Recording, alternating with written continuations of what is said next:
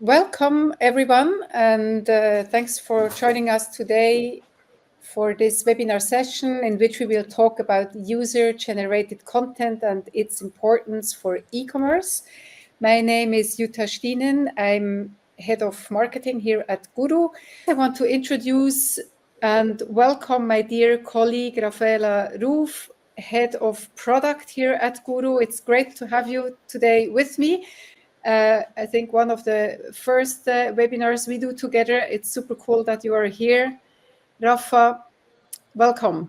Yeah, thanks. Happy to be here and sharing some insights, especially insights that we gained over the last month working on a content product that we developed, and sharing a little bit of insights we have generally about UGC, and then in specific also showing you a little bit what our take on UGC is and how we use the community to generate community content. Great.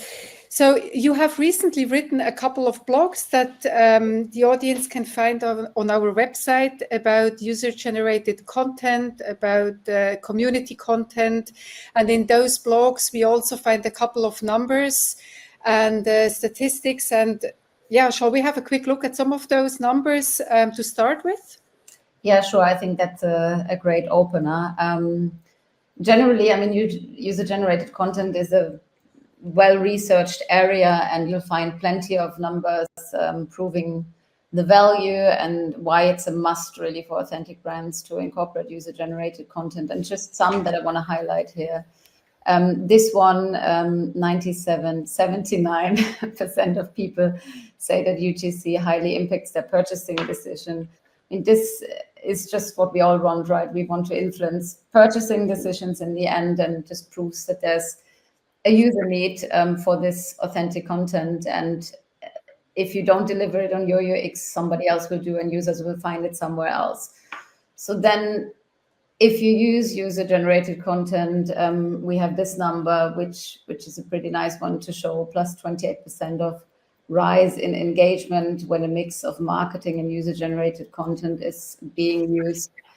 I mean, this is just a big difference in a number, right? Engaging your users, keeping them on your page to form their opinion, and building trust is really key to selling. So engagement is really one of the KPIs we want to have on top of our minds. And then finally, and basically the ultimate proof point that this is important, 87% of businesses incorporating UGC to build trust. Just comes to show that it's very well, the market adopts those solutions very well. And, since there's an impact to have, it's really also non-negotiable to have UGC on your experience if you don't want to be missing out. Right. And in all the research you did around this topic, what type of UGC do we see most on e-commerce pages? Yeah, that's a good question, because these numbers obviously are very generally and generic about UGC. What we see mostly in e-com is for sure reviews and ratings, right? It's almost become a standard. There's many vendors out there that help you to get content in terms of ratings and reviews and manage and publish it. And that's super useful for users, especially also to compare products and their popularity and get some insights from buyers in written format. And then there's more visual content, there's influencer content, social media plugins, which makes sense depending on what you're selling, obviously. What differentiates our solution, our content solution from all of this, is that it really comes from the trusted brand community. So a group of tested and validated members, community members that have a certain level of experience and expertise. Yeah, and with this, I'd like to share a few logos of these strong brands that recognize the importance of community, who are very active involving their communities in their e-commerce strategy. And with some of them, you have had a quite intensive exchange, Rafa, when it came to community content and community advice in general. Typically, what we see is that strong brands respond very well because they have this community of fans of the brand itself already, and also within this community, people that identify strongly with the brand and with the topic of the brand. And in particular, you exchanged with Sergey from Lucky Bike, Stefan from Atomic, and Daniel from Fotokoch. What was the outcome of those discussions, basically? Yeah, as you said, with many of these brands, we had really intense exchange during the whole cycle of coming up with this product, basically. And the idea of this product in the first place was really, so the idea to show content or opinions from the community coming from conversations was really met with open ears and very well received, because people are really aware that they need to deliver engaging perspectives and add trustworthy content. And they're also aware that this can be a differentiator, especially because the solutions that are in the market and what we deliver is a bit different to them. So most of these brands that you see, they do have a content strategy. They do have some form of UGC on their pages, but still the thought of having content from the community that is trustworthy made them really listen, and they kind of bought into it quite early that this can be powerful. So in general, I'd also say that the theme of building trust is something that we see gaining traction, or maybe even priority for brands, especially the brands that have the brand in the focus a lot.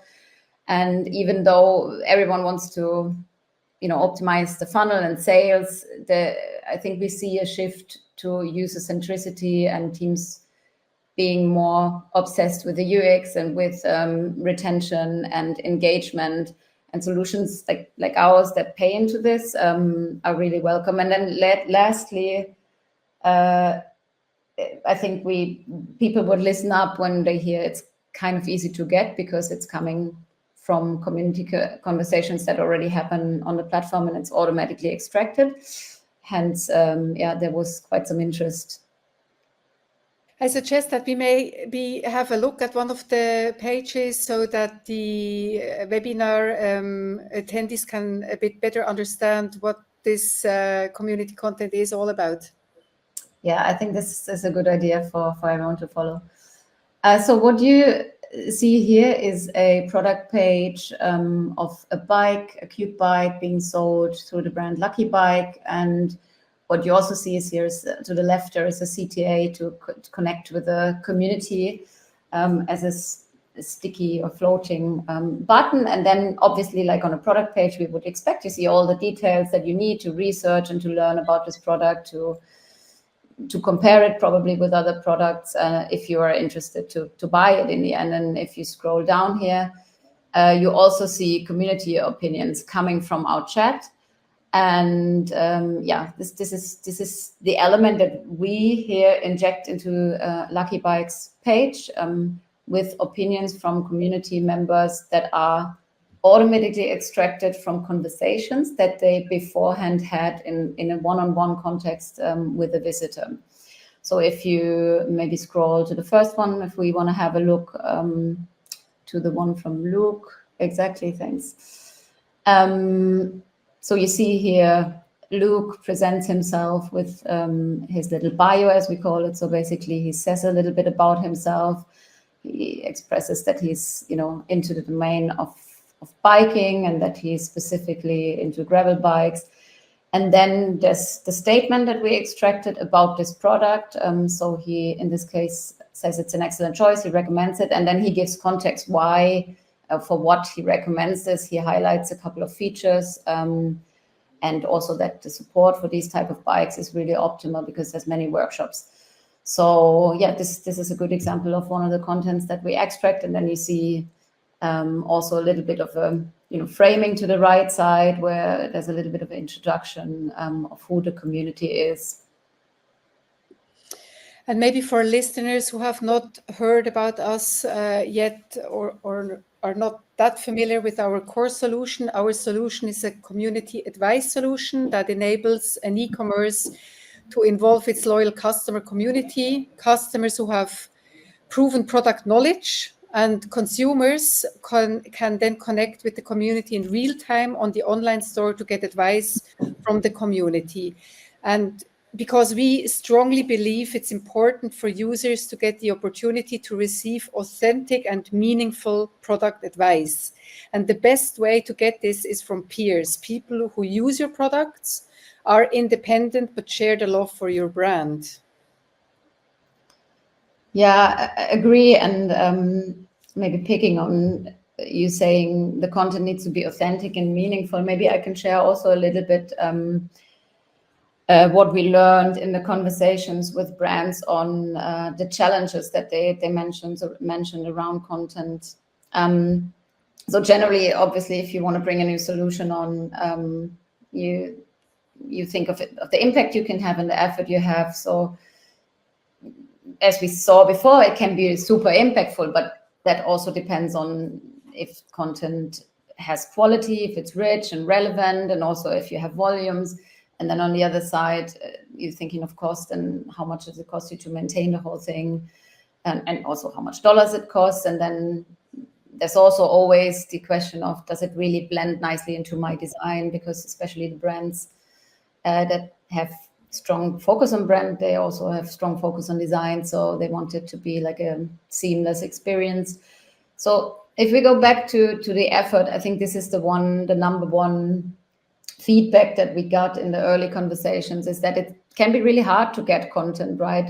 Users want to read reviews, but they're not intrinsically motivated to leave you a review and to write something, obviously depending on what you sell, but this can be really frustratingly low. And then you can work with incentives, but then there's the question if this is still credible and so on. So yeah, this is, I think, the most mentioned challenge that we've heard from Atomic, Pflanzmilch, or other of these brands that you also were showing. Yeah, and I also remember, in addition, that we spoke to a German customer of ours who mentioned the legal aspect with the new law about data protection. I think I know for sure it's in Germany. I don't know how it is in all the other countries, but that it is not allowed to chase people to leave reviews or leave a comment about the product that they purchased, or just like very limited. And I think this is also an aspect that can hinder an e-commerce brand to really get authentic and good content. Yeah. And good content, you obviously have to ask yourself, like, can you get relevant content, and is it credible? Is it relevant in terms of, is it rich, or is it actually saying something about your product, or is it just saying great? Then it's probably not very useful. But also, who's the person behind, and do we know anything about the author of a statement? So anonymous authors, which is what we commonly see, right, are not super helpful in building credibility, and knowing the author obviously is really valuable. And especially also because users tend to have a preconception that reviews can be fake, because, you know, this is also something that is going on in the industry, and that can really undermine the whole activity or the whole goal, basically, of building trust. So yeah, that's just some of the observations that we had, talking about the challenges of the effort getting it, the relevance and the credibility of the content. Yeah, and then I think we also asked ourselves the question, what do customers want? And I think it's very simple, because we can ask ourselves. I mean, we are all also consumers somehow. And if I speak at least about me, if I go on certain websites, and let's just take the very obvious and simple one, like booking.com, where we have tons of reviews for hotels. I mean, you read them for sure, because it gives you an indication. But at the same time, at least for me, in the back of my head, I'm like, are these actually correct reviews? Have these people been paid? You know, is it maybe employees who leave comments? So you don't really know, and it always creates a bit of a doubt factor in your head. Yeah. Yeah, I mean, fake reviews are a problem, maybe more on these big platforms that you mentioned, Booking or Amazon or Google, because where there's impact to have, there's manipulation. But and there's many services around to get this gray zone real content. But yeah, there's also good stuff going on. There's laws in place now that regulate how you can label or how you should label if a content is coming from a verified buyer, which you see often, that it has like a little badge that it's verified. And there's also regulations how you have to verify that it's a buyer or a product user in the end. So, and vendors have a lot of these initiatives as well. So I think there's good stuff going on. But as said, in the end, if there's a preconception in the users' minds, then this is not super helpful. So it is a problem. And then also we're living in the age of AI and like ChatGPT generated content, synthetic content, which is not the same as fake. And we use AI obviously to be more efficient, and every corporate should do so and embrace it and use it for everything that is basically behind the scenes to be fast and processing data and so on. But when you think of services or applications toward the user, like synthetic content or conversational bots, it usually doesn't really help with authenticity, right? So, I mean, Google, for example, they put lots of weight now in their search algorithm for content that comes from credible and transparent authors, because it's just important to know if something's real nowadays more than ever, and if something's trustworthy from a real person that also has the authority to say something. So overall, I think in these times, it's more than ever important for a brand to keep an authentic voice and to keep a human connection up. Exactly. That's nicely summarized. And I think that's the reason why we developed the core of our solution, which is the human connection. And we really want to offer a real exchange between like-minded people. And I think this is also something, if I can just talk about my own experience, that we intuitively are looking for. Like in my case, I'm an avid cyclist. I spend a lot of time on my bike and with people that are cycling and biking. And whenever I am looking for a new bike or new gear for my bike, then it's very natural that I exchange with the group of people with whom I spend my time doing this hobby. And because it's trustworthy, I know they tested the material, they know the bikes, they know the gears. And if I ask them, I 100% know and have the confidence that whatever they advise me or the experience that they share, that I can count on it. And this gives me really a feeling of trust. And also, this real exchange between like-minded people also create emotions. And this is what we want to achieve for e-commerce, that you can create these emotions in the online store as well and create a brand identification through those like-minded people. And this is why with our product, we connect the shoppers with the community to get this exchange. And obviously, this is a one-to-one exchange. You have this conversation between the shopper and the community member. And then, we have had this idea to bring this to more people. Yeah, and I think actually the brands that we work with that have this awareness of this emotional connections, they really deliver, and you can see it with Atomic, Canyon, Rossignol. If you see how they create their online experience, and I think at this point maybe we can share some conversation examples, because it's really nice to see how they sound. Yes, exactly. We prepared one is from our customer Canyon, one of the very famous and important bike manufacturer. And as you can see here, the shopper has a very precise question, but actually also I like the way how he asked the questions. He wants to get the opinion about two different bike frames and what's the difference. And then you have this community guy who picks up this inquiry and answers what the 3 different types represent. So basically, it's I think it's mainly the carbon consistence that is different, and then also the weight. But then, and this is the important thing, which I find nice, which I underlined in pink, he clearly says, I had a CF bike and now I have a SELX bike. And this is why I can say what my perception and my experience is with it. And I think this is exactly what we tried just to say before. It's someone who has ridden both bikes and can really talk about the experience of his own.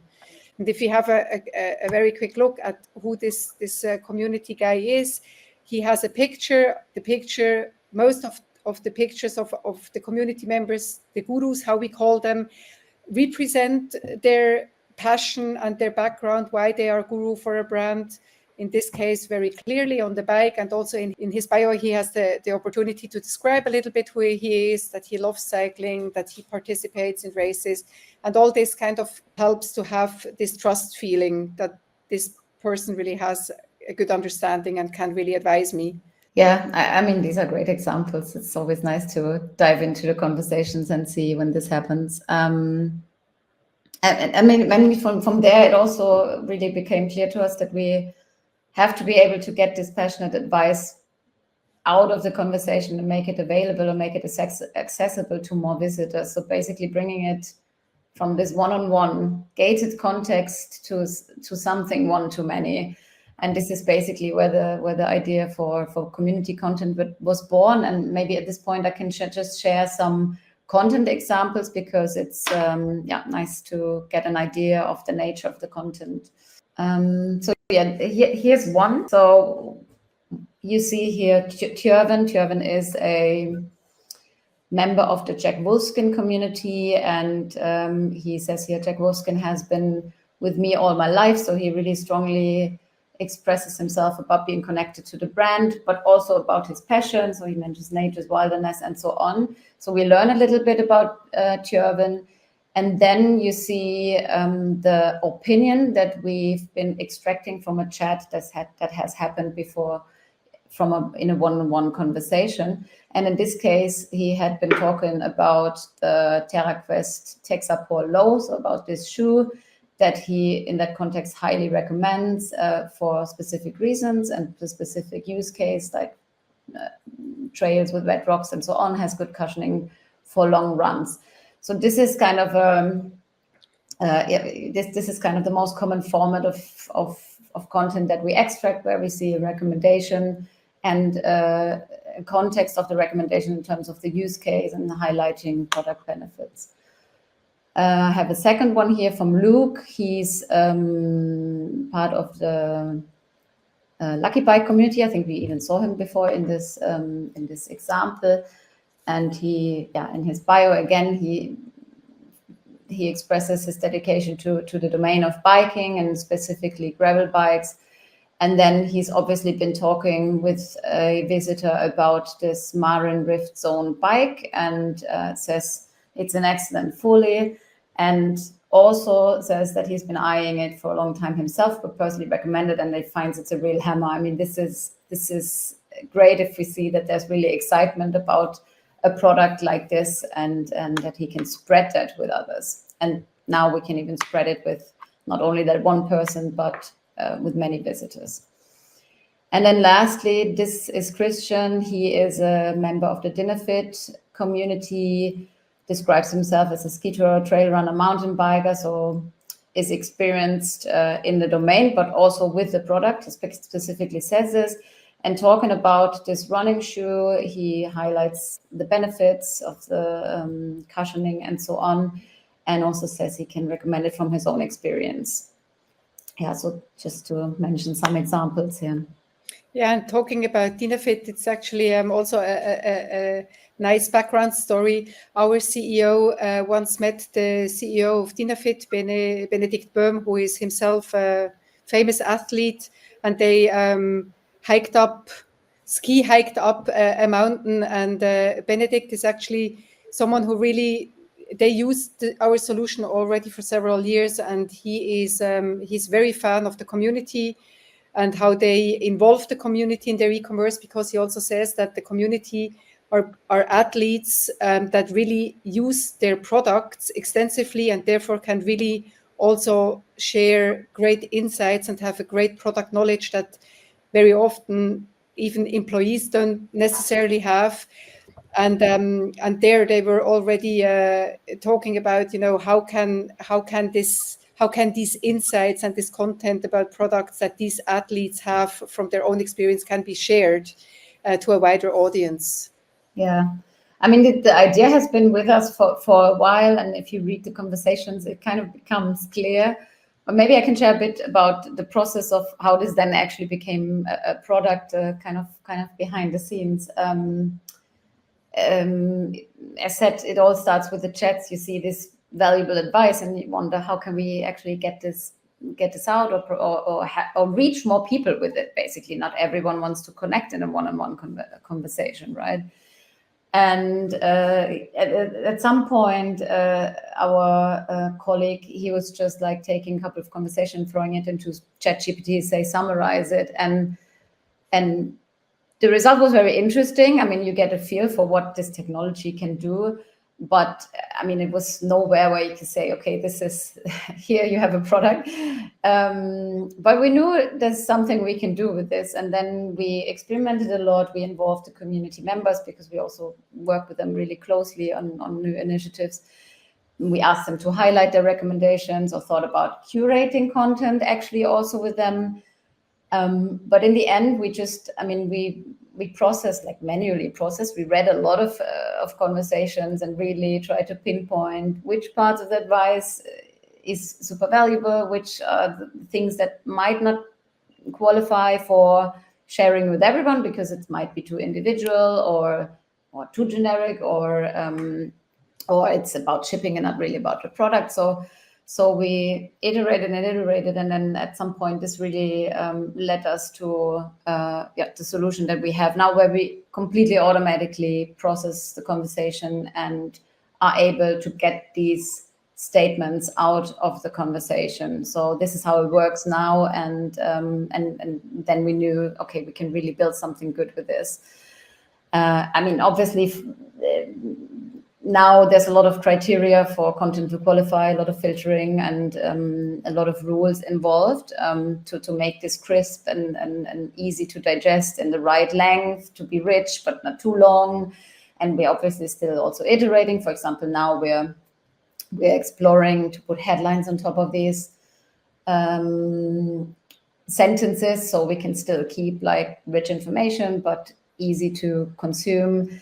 And then in parallel, we obviously invested a lot into the user experience and hence the users. So we very early on went user testing, like with very early prototypes, to understand the perception of the users and how this can be useful along other contents that they already see also on pages and so on. And yeah, we iterated a lot with users on this and get a lot of learnings to then in the end come up with a user experience and a way to show this on brand pages, how to frame it, how to name it, and all of this. So lots of testing and iterating here. But yeah, maybe we can at this point dive into the next slide. So I prepared an example where you can actually see this end-to-end from conversation to content. So I think that explains the solution again quite well. This is a conversation between a community member from Atomic and a visitor. There's been some stuff exchanged in the top, which you don't see right now, about his basic needs. And there's been a couple of questions answered. And at the point where it starts here, the guru gets to his first conclusion that if he's looking for a freestyle-oriented off-piste all-mountain ski, then the bend line is good. And then they start iterating. Do you also want to do this? Oh, yes, I do. Then this variation of the product would be best. And then he asks for the difference, and the guru explores a little bit like what the difference between those two models or variations of the product are. So who is this guy that he's talking to? So the conversation is held with Carly, and this is basically the level of information that users have, also we internally have on the community members. So Carly again says something about himself, that he's a passionate skier and see you on the slopes. He has a rating because we collect a rating from the user after he's chatting with him. And he's a member since a while. He joined a year ago, and also he served already multiple customers here. He consulted 200 or more customers. And then what we also show here is that other visitors left feedback after talking to him. And in this case, it's also a really nice example. Somebody took the time to write that Carly was very helpful. He exactly knew the info that he was looking for. He made him 100% more confident with the Atomic product that he needed to replace and buy, and can't wait to tell my friends. I mean, this is really basically telling it all. So how does this conversation now become a content? So what you see here is again our partner portal, as we call it. So where a brand would log in, see all conversation, all community members, everything, and also the content that's being extracted. So imagine on this view, like as we go, as advice is being given in conversations, so all the time there would be new contents being automatically extracted and added here. And then on the right side, you see that you can approve it, or you can also have it auto-approved and then just reject it if it's not to your liking. And here I filtered now on the band 100. So in blue, you see the actual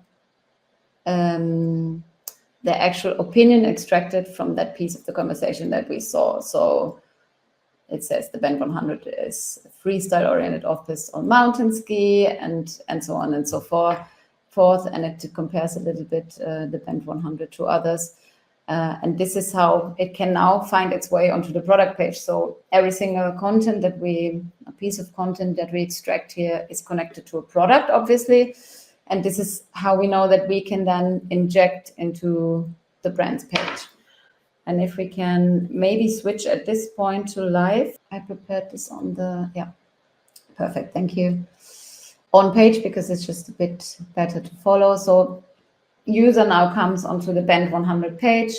By the way, you obviously see, also our button here on the right side, but yeah, you're on the band 100 product page. And when you scroll down at some point, you'll also find expert opinions. And here we're on the second of 2 already, and you see the given opinion of Carly being shown with a couple of options to interact and mainly also to get in touch. This is also adding another layer of trust that you can actually connect with these people that leave their opinions. And this option to get in touch is not only available here on the product page or around the content. This is really something that is globally available. So for example, on Atomic here, if we go to the US home, you would already see an invitation basically to get in touch. You see the button here on the bottom right to get in touch with the community. If you open it, you see our chat window and a little introduction into who the community is, that you're going to speak with passionate sports people that advise you. And you can furthermore even explore a little bit the community. If you would go on that tab, community, you can see some of the members and kind of understand the concept and understand who you'd be talking to. And then finally, obviously, go and connect one-on-one to have a conversation. That's a great example to see end-to-end and really blends nicely into their page design. Mm-hmm. Yeah, I mean, everything we inject from the chat to this content embed, it blends in nicely, as you said, because it adapts the styles and has generally like a quite minimal design, I'd say. And maybe I can show you a different example as well that uses our more commonly used design for content, which is Fotokoch. We mentioned Fotokoch in the beginning. They are a brand here in Germany that sell cameras and photo equipment, and this is a photo equipment backpack. And if you scroll down, you would also find other user-generated content here, and then community opinions. And here you see two, I must say, Fotokoch, just to show also this, I mean, this works for all kinds of industries, right? Not only in sports, because we focus on this now, but Fotokoch has a very strong community. They work with us for many years already. I think I don't know, Jutta, if you remember, but I think it's been like 4 or 5 years already. Correct. And they have a super stable community, a lot of experience and expertise in there, a lot of like professional people also that really can give great advice. And I mean, you'll see it also here in the bios. And this layout is basically the most commonly used here, where it shows more content at a time and also has a little bit of the framing, who the community is. And if you look, for example, in the second opinion, I think this is also a really nice example to show. Toby really is sharing a personal story around this backpack here, where he actually fell into the water and the backpack was fine in the end and saved his equipment. So it's just nice to see that we can bring this again out from the conversation into content. I'd like to maybe just showcase quickly a bit of a summary of what community content is, and also answer some of the questions that we put rhetorically in our description of the webinar. So it's really, I think you've seen this now, the way how we extract content from conversations between shoppers and gurus, the community guys. It's really authentic content from real, passionate and trusted customers. And I think we can say, I mean, you cannot fake it. It's not faked. And your consumers will see that it's not fake, because they can, if they want, connect still with those gurus. That's my second point. It's fully transparent. You know who the author is. You can check it out, and you can connect in real time if you still need more advice. I mean, sometimes you also maybe see a comment from a community member, an opinion about the product, but then maybe you have a follow-up question to this one. So you have the opportunity to connect, to get more insights about the product. And then I think one point that is important for many e-commerce businesses, it's extremely easy to get. You can enjoy everyday fresh content to be displayed on your product pages. I think this is one of the main big advantages as well that we can offer with this approach. That brings us to the end of the session. Thank you, Raffaella, for your time. Yes, thank you for having me. Have a nice rest of the day. Yeah, same. Goodbye. Ciao.